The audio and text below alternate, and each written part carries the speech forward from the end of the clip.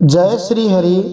हम श्रीमद् भागवत महापुराण के 10वें स्कंद के 80वें अध्याय में वर्णित भगवान श्री कृष्ण के महान मित्र सुदामा जी के चरित्र का श्रवण कर रहे हैं। उसका हम दूसरा भाग अभी सुन रहे हैं। आजकल बहुत सारी भागवत कथाएं हो रही हैं और सभी भागवत कथाओं में जब भी सुदामा जी का चरित्र आता है तब सुदामा जी के चरित्र के नाम पर बहुत सारे कथावाचक इतना ही करते हैं कि एक व्यक्ति को सुदामा बनाएंगे, एक व्यक्ति को कन्हैया बनाएंगे और सुदामा जो है वो गरीब जैसे द्वारकाधीश के महल पर आएंगे और द्वारपाल उनको धक्का दे दे के भगाएंगे और सब लोग गाएंगे, अरे द्वारपालो टिन टिन कन्हैया से कह दो कि दर पे सुदामा गरीब आ गया है। तो ये भजन में कोई खराबी नहीं है, परंतु भजन के पीछे जो चित्रांकन है जिसमें सुदामा जी का अपमान हुआ वो सही है या नहीं है, उसके बारे में आज हम भागवत के आलोक में ही जानेंगे। सुदामा जी के चरित्र को सुनते हुए हम एक महत्वपूर्ण बात जानेंगे और वो ये है, जैसा कि एक बड़ा ही प्रसिद्ध भजन है, अरे द्वारपालो कन्हैया से कह दो। क्या इस भजन जैसा वास्तव में सुदामा जी के साथ हुआ था? यह भजन एक गलत प्रोपेगेंडा है जो सनातन धर्म के विरुद्ध भ्रामक प्रचार है। हम सनातनियों को भजन गाना बड़ा अच्छा लगता है और आजकल तो भजनों का और भागवत कथाओं का बहुत दौर चल रहा है और सनातनी चाहे कोई भी पीछे धुन हो, कोई बॉलीवुड गाने की धुन हो, कोई कैराओके हो, उसके पीछे कुछ भगवान का एक आध नाम शब्द जोड़ करके वो गाना चलाते हैं और हम लोग नाचते हैं। चाहे वो किसी स्थान की तीर्थ यात्रा हो अथवा चाहे वो कोई पद यात्रा हो, कोई भी कार्यक्रम हो, इस प्रकार से अप्रामाणिक जो कार्य हैं उनमें हम लोग बड़ी प्रसन्नता अनुभव करते हैं। और ये बात मैं इसलिए कह रहा हूँ कि यदि हम प्रामाणिक भागवत को सुनते हैं तो हमें पता लगेगा कि वास्तव में क्या ऐसा कुछ हुआ था जैसा इस भजन में बताया जाता है। यद्यपि इस भजन के शब्द पूरी तरह से खराब नहीं है, परंतु इस भजन के पीछे जो चित्रांकन किया जाता है जिसमें सुदामा जी को भगवान द्वारकाधीश के महल में प्रवेश करने से रोका गया, उनको धक्के मारकर गिराया गया, क्या वास्तव में ऐसा कुछ हुआ था? आज हम इस भागवत के 10वें स्कंद के 80वें अध्याय के दूसरे भाग में जानेंगे। तो इस श्रीमद् भागवत के 10वें स्कंद के 80वें अध्याय के पहले भाग में हमने श्लोक संख्या 1 से श्लोक संख्या 8 तक सुना था। अब हम इस 10वें स्कंद के 80वें अध्याय के दूसरे भाग का श्रवण करते हैं जिसमें हम श्लोक संख्या 9 से श्लोक संख्या 27 तक सुनेंगे और इन आगे के श्लोकों को सुनते हुए हम कुछ महत्वपूर्ण प्रश्नों के उत्तर प्राप्त कर सकते हैं, जो प्रश्न मौलिक रूप से श्रीमद् भागवत के अंदर से ही बनाए गए हैं और भागवत की गहराइयों को जानने के लिए, सनातन धर्म को गंभीरता से समझने के लिए बनाए गए हैं। कोई भी प्रश्न अप्रामाणिक न रहे, इसके लिए हमने प्रश्न के आगे स्कंद, अध्याय और श्लोक संख्या डाली है। प्रश्न इस प्रकार है जिसके उत्तर हम प्राप्त कर सकते हैं। सुशीला ने सुदामा जी को द्वारका जाने के लिए क्या व क्यों कहा? सुदामा जी किस इच्छा से द्वारका के लिए प्रस्थान करते हैं? अपने मित्र को भेंट देने के लिए सुदामा जी अपने साथ क्या लेकर गए थे? अरे द्वारपालो भजन जैसा कुछ नहीं हुआ, क्या ऐसा कुछ हुआ था? वास्तव में ये एक गलत प्रोपेगेंडा है, सनातन धर्म के विरुद्ध भ्रामक प्रचार है कि देखो सनातन धर्म में भगवान के भक्तों का ऐसे आराधन किया जाता है। ये हम इसका उत्तर जानेंगे कि क्या ऐसा हुआ था या नहीं हुआ था। द्वारका में अथवा कहो भगवान के दरबार में सुदामा जी का सीधा प्रवेश हुआ, वो हम जानेंगे। भक्त कवि नरोत्तम दास जो 15वीं शताब्दी में एक भक्त हुए थे, उन्होंने सुदामा चरित्र लिखा था। सुदामा जी का परिचय देते हुए उसका पद भी हम जानेंगे। उस पद के और अरे द्वारपालो भजन के भाव समान हैं, परंतु अरे द्वारपालो भजन का चित्रांकन है वो सही नहीं है, इसलिए उसमें सुधार की आवश्यकता है। भाव विभोर भक्त और भगवान श्री कृष्ण सुदामा मिलन के बारे में हम जानेंगे। द्वारकाधीश द्वारा सुदामा जी के चरण कैसे धोए गए और सुदामा जी की पूजा हम जानेंगे। यहाँ भी हम नरोत्तम कवि के भावों को जानेंगे। श्री कृष्ण सुदामा के मिलन पर श्री कृष्ण पत्नियां अत्यंत विस्मित क्यों हो गई? आइए इन सब प्रश्नों के उत्तर जानने के लिए आज इस 10वें स्कंद के उत्तरार्ध के 80वें अध्याय के दूसरे भाग का श्रवण करते हैं जिसमें हम श्लोक संख्या 9 से श्लोक संख्या 27 तक सुनेंगे। तो इसी 10वें स्कंद के उत्तरार्ध के 80वें अध्याय के पहले भाग में हमने श्लोक संख्या 1 से 8 तक सुना था। तब परीक्षित महाराज ने सुखदेव जी से कहा था कि सारी इंद्रियों की सफलता इसी में है कि प्रत्येक इंद्रिय भगवान में लग जाए। और हमने ये भी जाना था कि सुखदेव जी महाराज भगवान में पूरी तरह से डूब गए थे, इसलिए वे सुदामा जी का नाम लेना ही भूल गए और 2 अध्यायों में कहीं पर भी सुखदेव जी ने सुदामा जी का नाम ही नहीं लिया। तो एक दिन सुदामा जी की पत्नी सुशीला जी, जिनका नाम भी भागवत में नहीं आया है, परंतु गुणों से मनुष्य की पहचान होती है, नाम में क्या रखा है। तो एक दिन सुदामा जी की गरीब पत्नी सुशीला जी ने अपने पतिदेव सुदामा जी से इस प्रकार कहा। तो क्या कहा, आइए हम जानते हैं। एक दिन दरिद्रता की प्रतिमूर्ति दुखिनी पतिव्रता भूख के मारे कांपती हुई अपने पतिदेव के पास गई और मुरझाए हुए मुंह से बोली। श्रीधर स्वामी जी के अनुसार वह पतिव्रता स्त्री विशेष रूप से दुखी थी, क्योंकि उसे अपने पति को खिलाने के लिए भोजन नहीं मिल रहा था। साथ ही वह अपने पति के पास जाने से डर भी रही थी, क्योंकि वह जानती थी कि उसका पति श्री भगवान से उनकी भक्ति के अलावा दूसरी कोई वस्तु मांगेगा नहीं।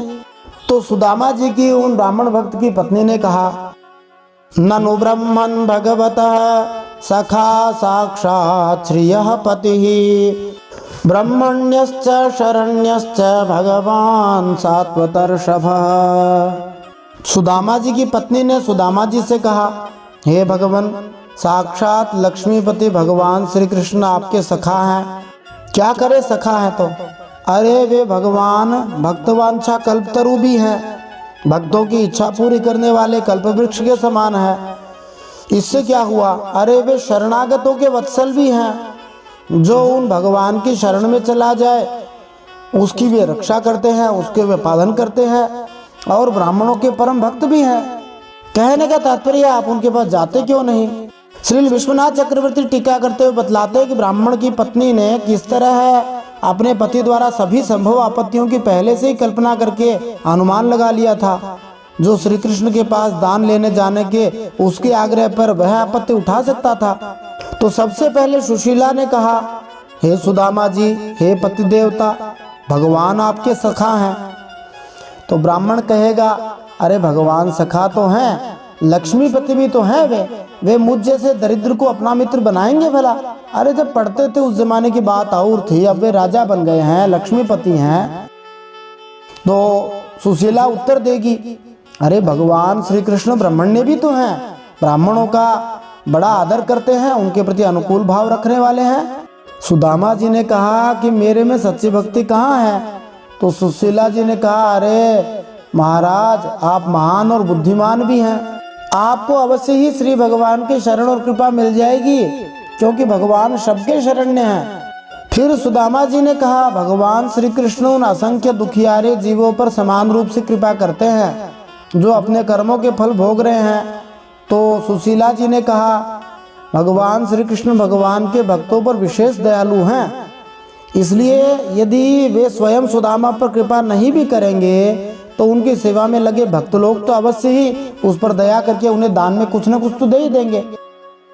चूंकि भगवान सात्वतों अर्थात यदुवंशियों की रक्षा करने वाले हैं, भक्तों की रक्षा करने वाले, सत्वगुणियों की रक्षा करने वाले हैं, इसलिए उन्हें सुदामा जैसे विनम्र ब्राह्मण की रक्षा करने में कौन सी कठिनाई होने वाली है, और उन भगवान के ऐसा करने में कौन सी गलती हो सकती है, वे निश्चित रूप से आपका ध्यान रखेंगे। फिर सुशीला जी कहती है, तमुपैहि महाभाग साधूनां च परायणं दास्यति द्रविणं भूरि सीदते ते कुटुंबिने।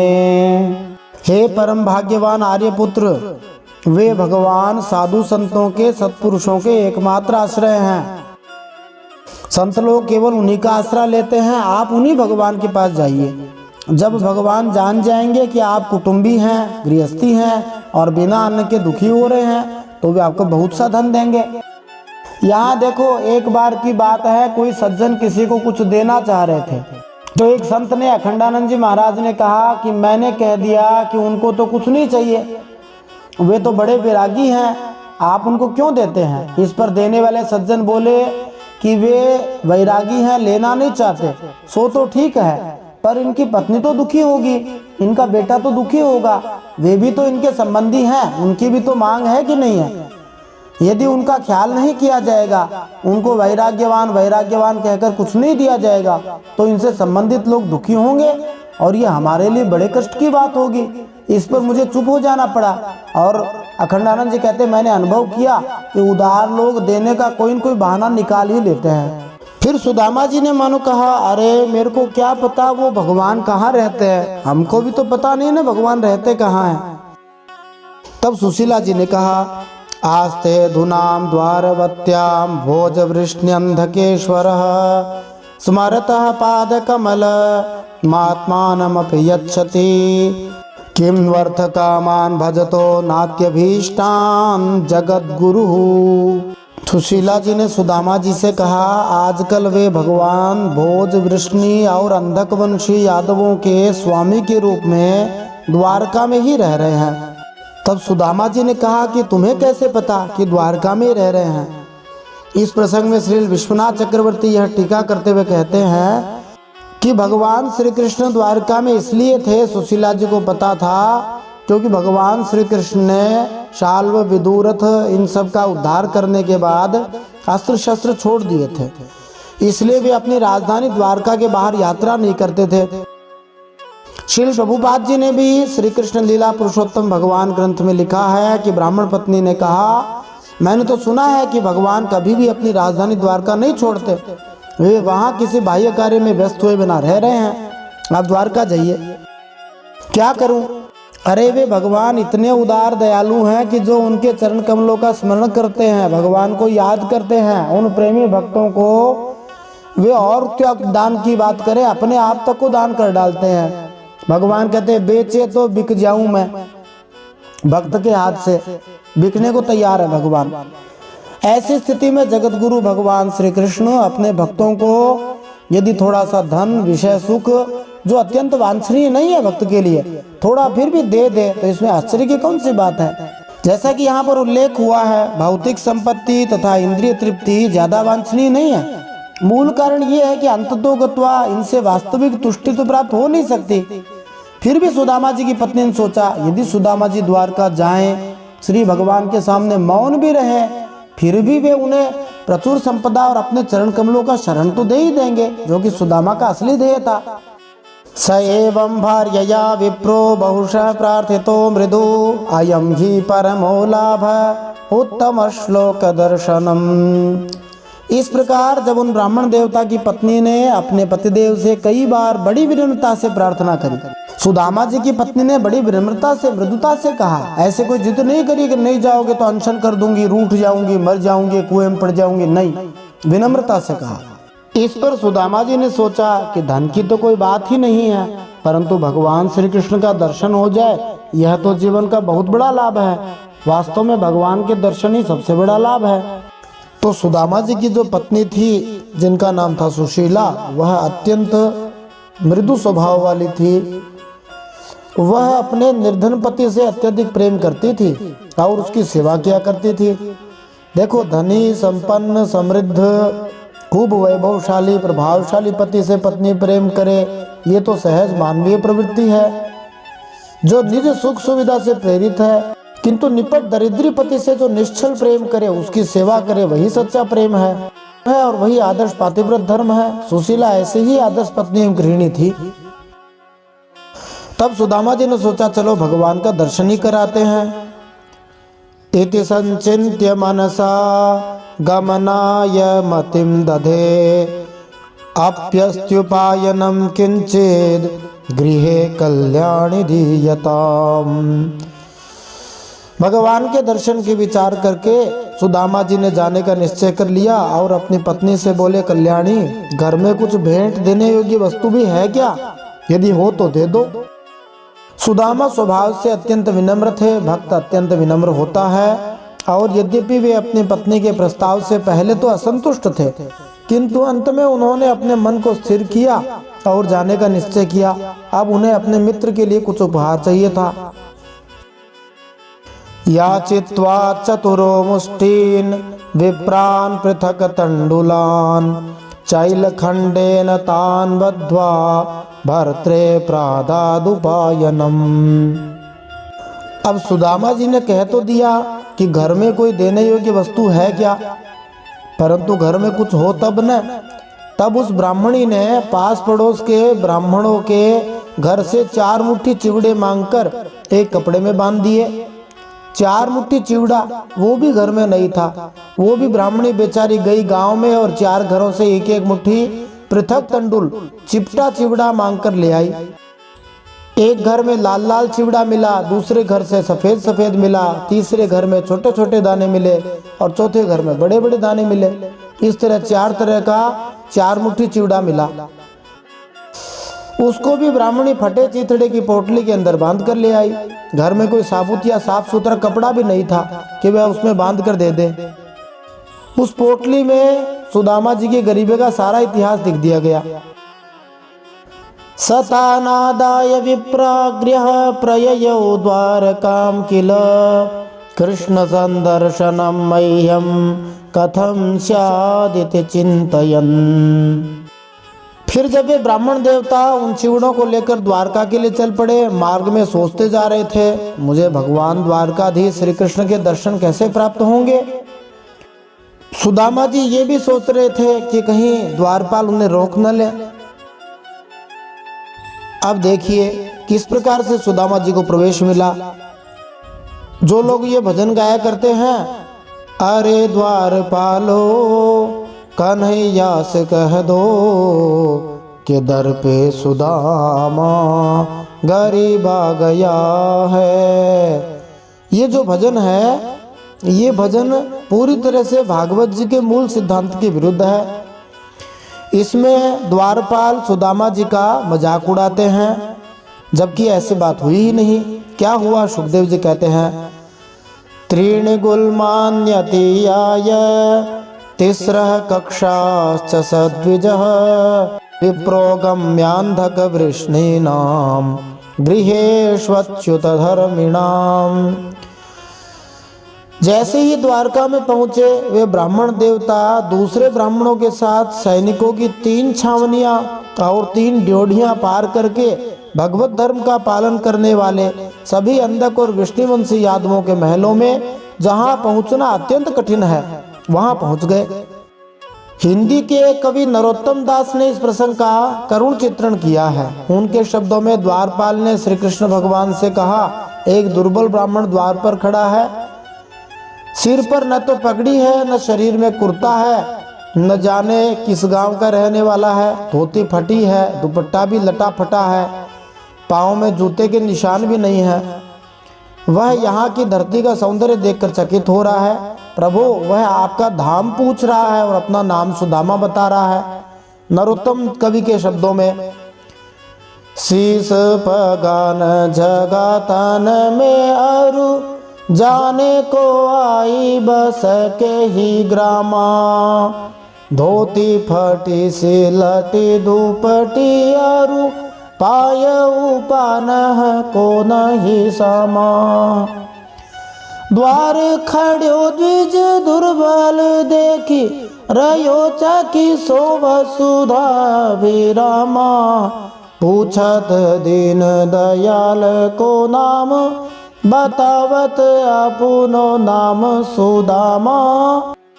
पूछत दीन दयाल को नाम बतावत अपनो नाम सुदामा। भावना की दृष्टि से यह भजन अच्छा है, परंतु तत्व की दृष्टि से, श्री सुखदेव जी की दृष्टि से ठीक नहीं है, परंतु भक्तों के भाव हैं। अब महल में पहुंचने के बाद क्या हुआ, गृहं द्वष्ट सहस्राणां महिषीणां हरेर्द्विजः विवेशैकतमं श्रीमद् ब्रह्मानंदं गतो यथा। उन सभी भवनों के बीच में भगवान श्री कृष्ण की 16,000 रानियों के महल थे। उनमें से एक में उन ब्राह्मण देवता सुदामा जी ने प्रवेश किया।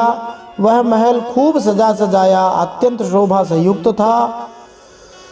उस महल में प्रवेश करते ही, हरि मंदिर में प्रवेश करते ही सुदामा जी को ऐसा लगा मानो वे ब्रह्मानंद के समुद्र में डूब उतरा रहे हों।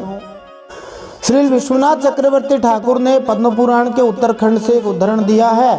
जिससे हमें पता चलता है कि यह ब्राह्मण वास्तव में रुक्मिणी जी के महल में प्रविष्ट हुए थे। सतु रुक्मिण्यन्तः पुरद्वारी कृष्णम तूष्णीम स्थितः।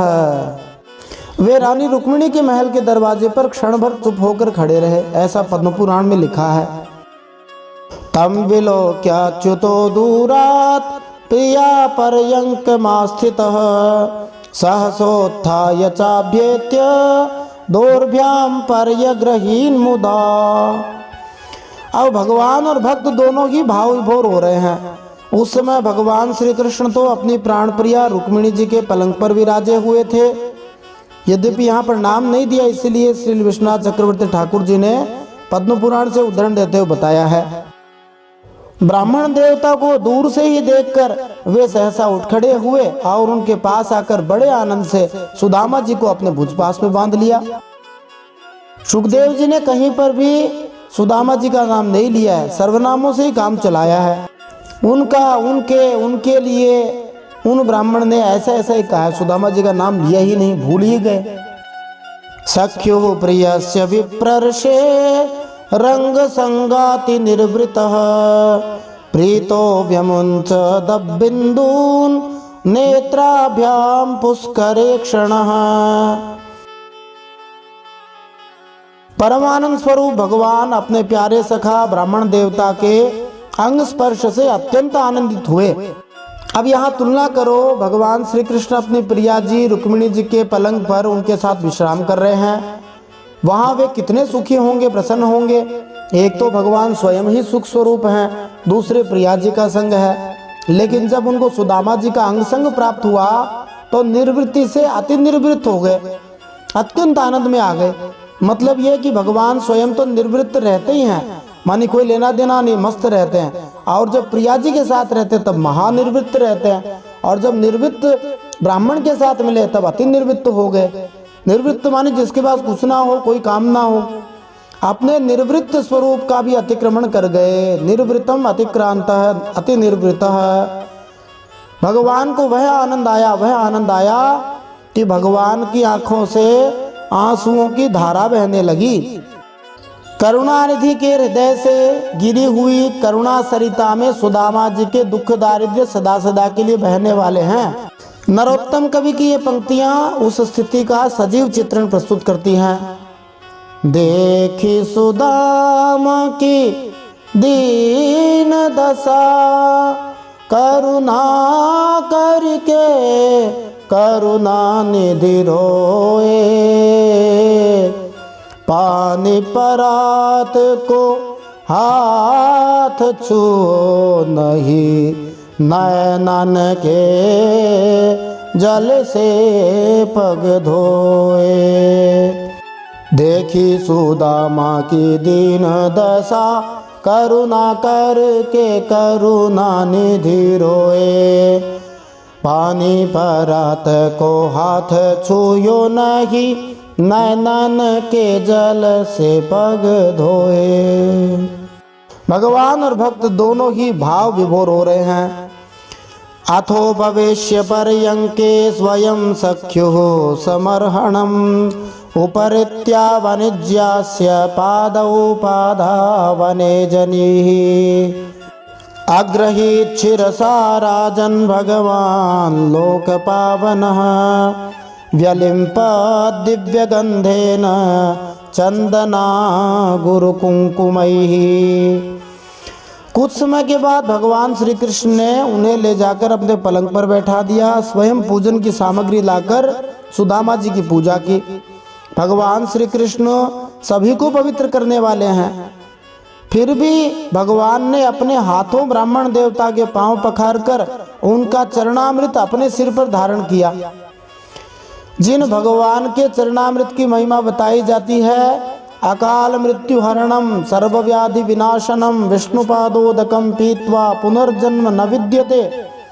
भगवान श्री विष्णु का शालग्राम जी को स्पर्श कराया हुआ चरणामृत अकाल मृत्यु को हरने वाला है, सभी प्रकार की व्याधियों कष्टों का नाश करने वाला है, और उसको कोई एक बार पी ले तो उसका पुनर्जन्म नहीं होता।